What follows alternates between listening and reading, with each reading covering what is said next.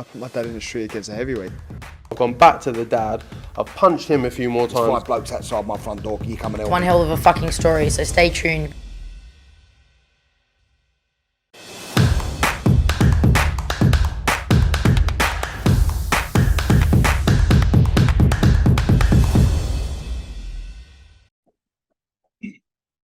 This is Colin McGuigan for IFL TV, proudly sponsored by Everlast. I'm joined today by the one and only Showtime Shawn Porter.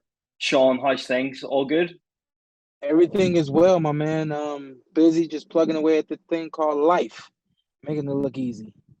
It's good to see you again. We haven't spoken in a while, and it's good to get you on IFL with me for the first time. But firstly, I want to get your thoughts on Canelo Triple G, because obviously you're now an analyst in this sport, and it's good to hear your views on that.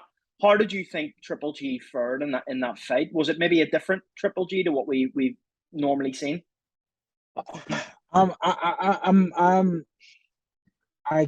under the impression that we've seen now, or that we saw the Triple G that we're going to see from this point forward. And I mean, some things are just they're real. You know, one thing we talk about all the time is the way guys age in the ring, the way we age on fight night.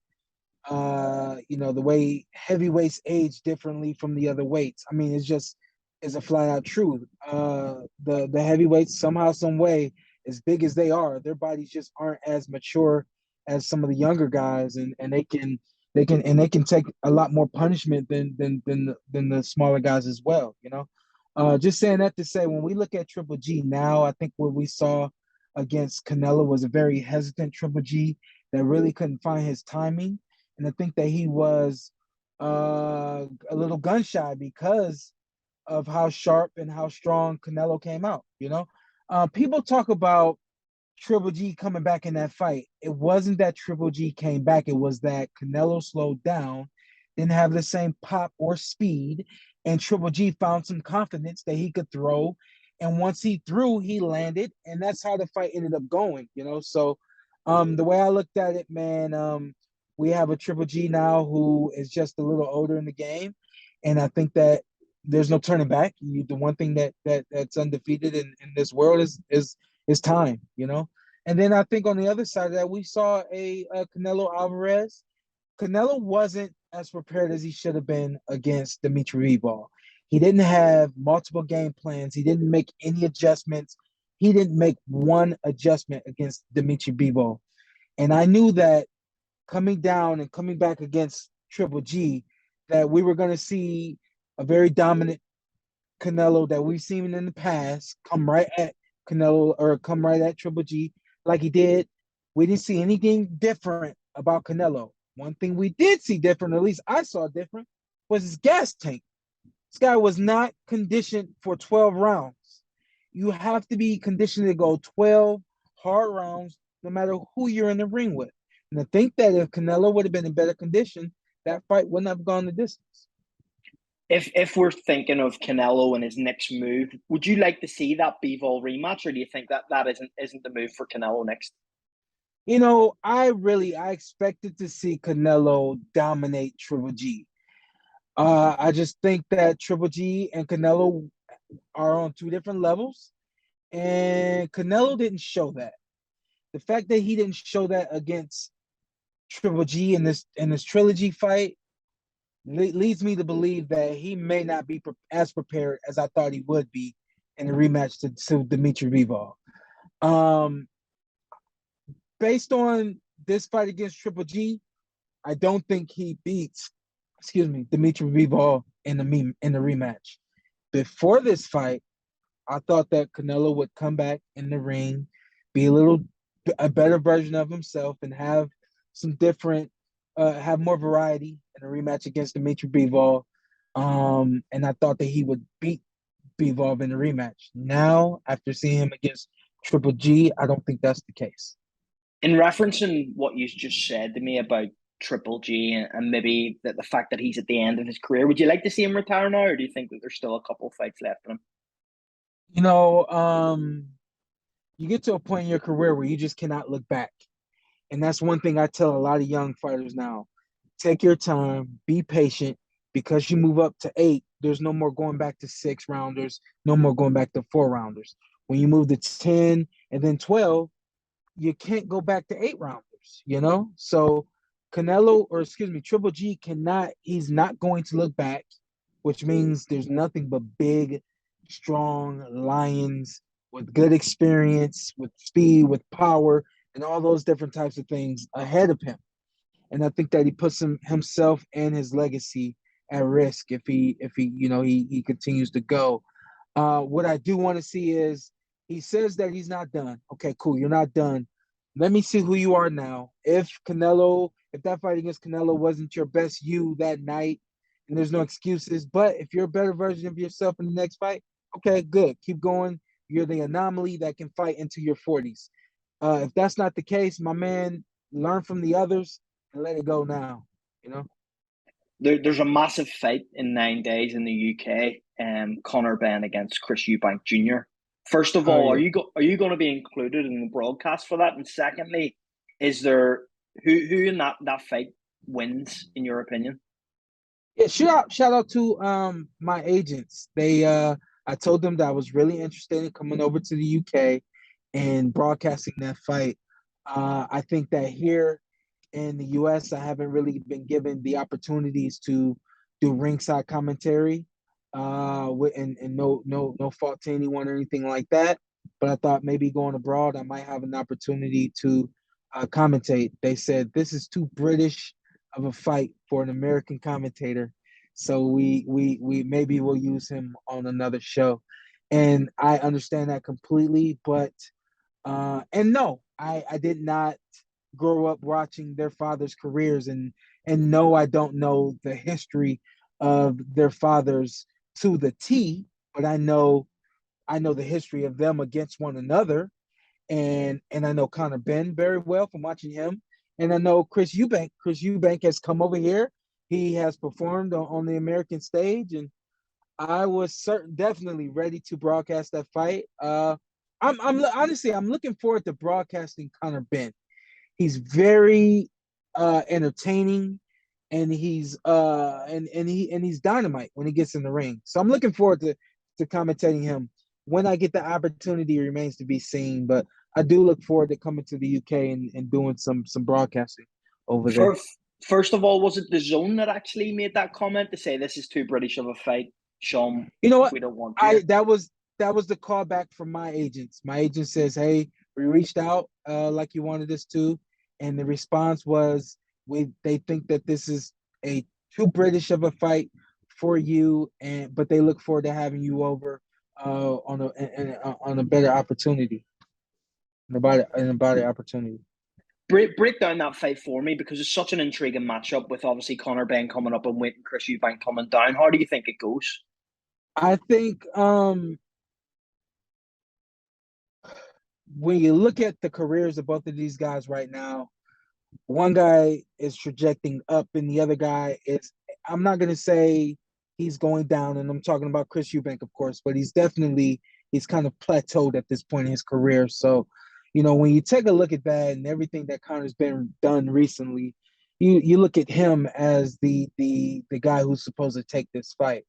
The one thing that I know about that some people don't, when you're a professional fighter, and there's just so many different components and intangibles that connect you to what you have to have, which is simply a moment. You have to have a moment of greatness.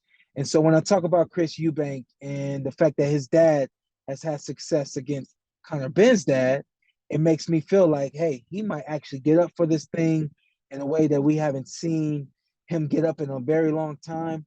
Him coming down in weight may cause his body to get into some supreme condition that we haven't seen him in a very long time. So, I think for Chris Eubank, man, this fight is a mental fight before it is a physical fight. And I think that if he can be very physical with Conor Benn, who likes to be physical in the ring, kind of give him a taste of his own medicine, fight fire with fire, this could be a very intriguing matchup. However, I think from what I've seen from Conor Benn, most recently, I think that he's too explosive, he's too fast, and he's going to be too strong for Chris Eubank. There's another massive matchup that's really the talk of boxing at the moment, especially in the UK, in Tyson Fury and Anthony Joshua. You're obviously someone that's been involved in making big fights, you yourself being the fighter in these fights. Do you think that fight happens? And do you think it happens in December, which is only, 8 weeks away? Wow. I can't see Anthony Joshua to get in the ring in December. I'd be surprised if he does get in the ring in December. I do think that fight is next for both guys. It's just one of those homeland fights, a lot like Eubank and Benn, where, it may not be a fight that the whole world is anticipating, but for you guys right there in the UK and for Joshua fans and for Fury fans, it's a big deal. So I do look forward to that fight because I really like Tyson Fury. I think he's the best heavyweight boxer in the world right now and has been for some time. And I always look forward to seeing him perform. And you can't just count out Anthony Joshua, and I don't look at 2 losses in a row as the tell of of him losing this fight. I just look at the fact that how he performed in both of those losses being he does not have enough for Tyson Fury. If he remains with Robert Garcia, I'm interested. I'm interested because and I had a conversation with someone the other day. They said that they didn't think that Robert Garcia was good for Anthony Joshua. I disagree. I think he's good for Anthony Joshua, and a lot like Deontay Wilder. He changed trainers. No, he didn't beat Tyson Fury, but we saw a different version of Deontay Wilder. And I know that Deontay is going to be better against anybody he fights based on the 2 experiences he had with Tyson Fury, 3 experiences, and also the 1 experience that he had with a new coach against Tyson Fury. So, Anthony Joshua dropped the ball again against Usyk, but that's not going to stop him from preparing and being a better version of himself because of Robert Garcia. So I think it's an interesting fight, but I do side with Tyson Fury against virtually anybody in the heavyweight division. I do need to pick your brain on something because some people might not know this, but just while we're on the subject, you actually shared the ring with Alexander Usyk as an amateur. Did you think going into those fights against Anthony Joshua that he was unbeatable in those fights, or was there a way that Anthony Joshua could have beat him, in your opinion? It's hindsight, it is game planning, and it's also you have to game plan for the opponent, but game plan with your abilities. And what I mean by that is Anthony Joshua does not have the ability to throw 50 to 60 punches around from round 1 to round 12. That's what I would have coached Anthony Joshua to do. I can't game plan for Joshua to do that because I know he doesn't have the ability to do that. And I thought that between throwing upwards to 60 punches around and also putting your strength and being very physical with Usyk, I thought that those were 2 things that could get the job done for Anthony Joshua. But I knew that those were things that Anthony Joshua couldn't do, which is why I felt like Usyk was going to win the first fight. And then seeing Robert Garcia in the corner, I said that's going to up his punch output and his activity. Something may be a little different. We saw a slightly different version of the fight, but I didn't have the score cards as close as the judges did. I still thought that Usyk won it unanimously with virtually no problem. It's obviously from one fight to another, we're moving on to the same type of dispute situation in Errol Spence and Terence Crawford. Do you think that fight's going to happen? Because Mike Coppinger's reported it probably about 6 weeks ago now to say that there was a date in November it's penciled in for. We're still yet to hear about it. Do you think it happens? The fight happens. I don't know if it happens as soon as it's been reported to happen, but I do believe that is the next fight for both gentlemen. At 147, who else are they going to fight? They're not going to fight anyone else at 47. If they don't fight one another, we see Errol Spence Jr. move up to 154, and we see either we see Terrence Crawford either sit still at 147 until someone's given to him, or he could potentially move up to 154 trying to chase Errol Spence Jr. We'll see what happens, but I do think that fight happens next for both guys. You're probably the best person to ask. How do you see that fight going? Because you've been in there with both. How do you think it goes?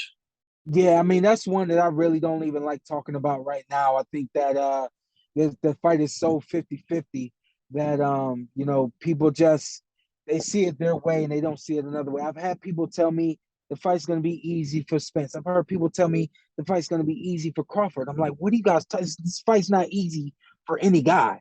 This is the fight specifically where each second of every round means something, because one guy can throw something and miss and get countered, the whole fight changes. One guy can throw something, land it, the whole fight changes, So that's one really I don't really like to comment on too much until it's been done and it's been made.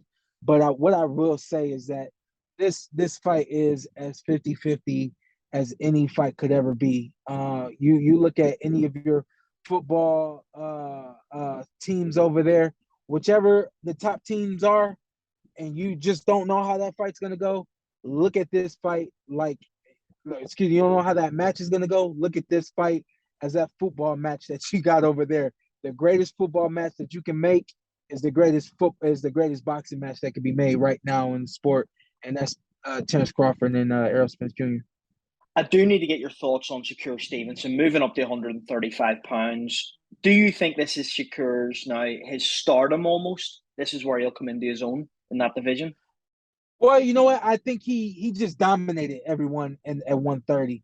I think that there's much more 50-50 fights at the elite level, at the top level, at 135. I mean, legit 50-50 fights for for Shakur Stevenson. He's never seen that as a pro.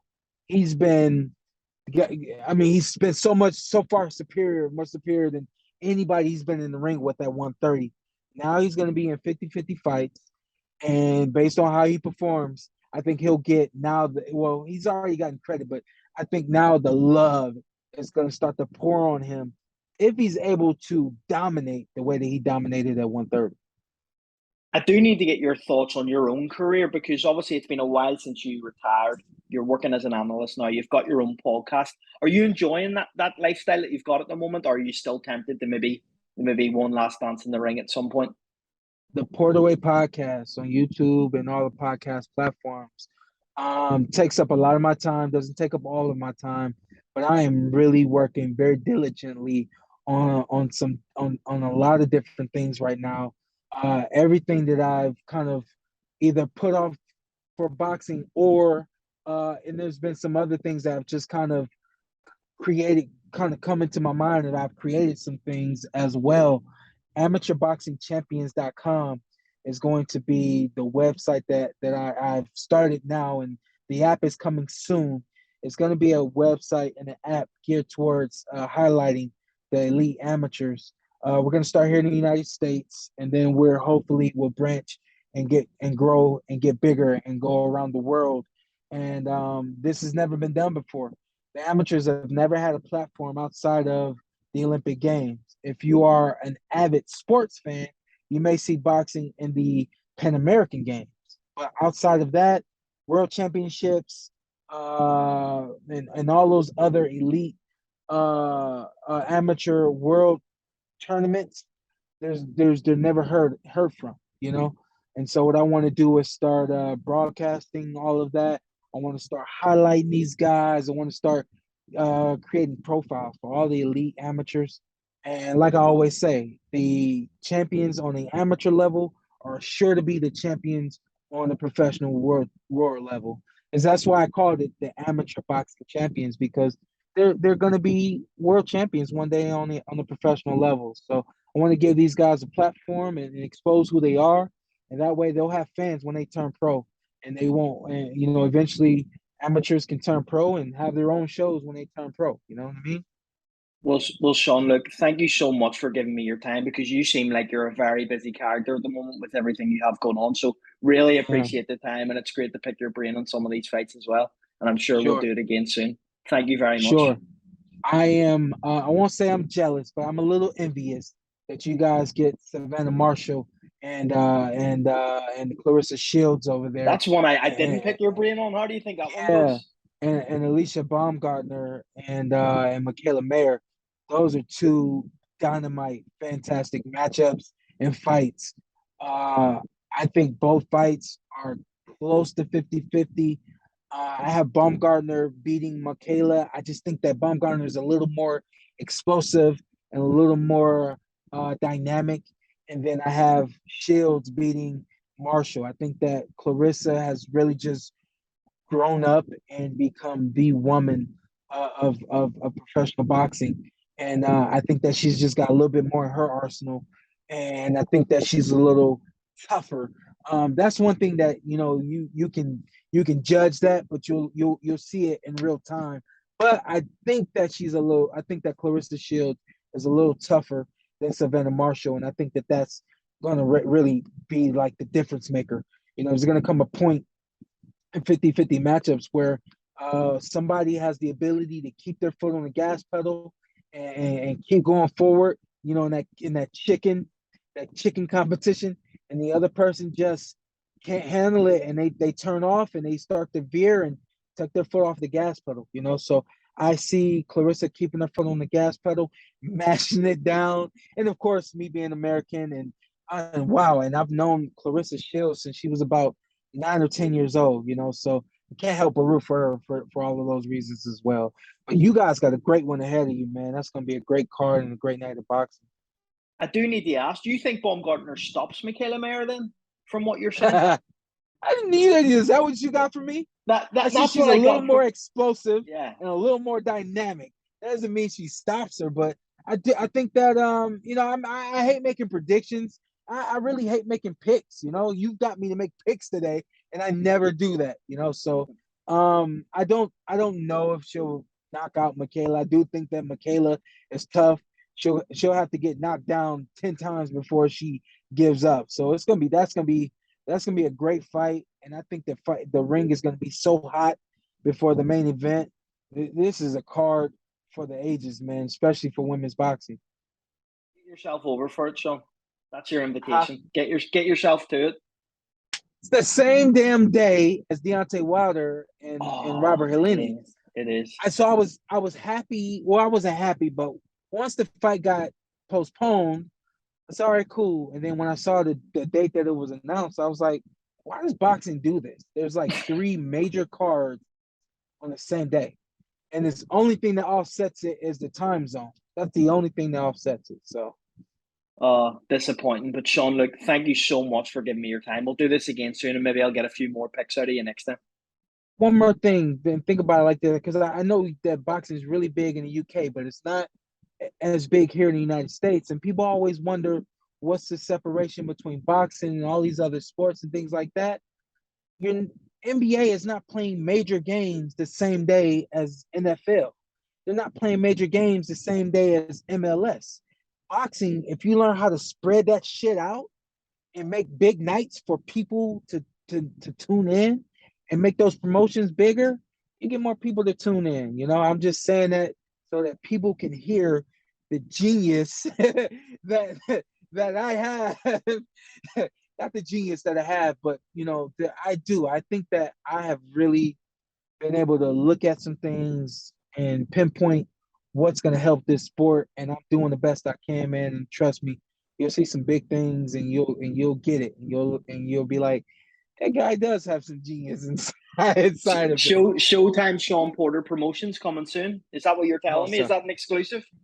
No, we've had Sean Porter promotions since 2010, and we've done maybe one promotion with that, and I've had my name on a few of the last fights that I've had, but I don't want to be a promoter and I don't want to be a manager, but I want to help boxing. So you'll see. Well, Stay that's a good tuned. way to end it. Thank you very Yeah. much, Sean. I really appreciate your time. We'll do this again very soon. Take care, Cone. Hit me up.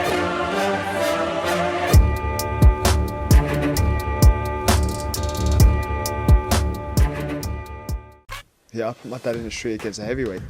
I've gone back to the dad. I've punched him a few more There's 5 times. blokes outside my front door. You coming in? One hell of a fucking story, so stay tuned.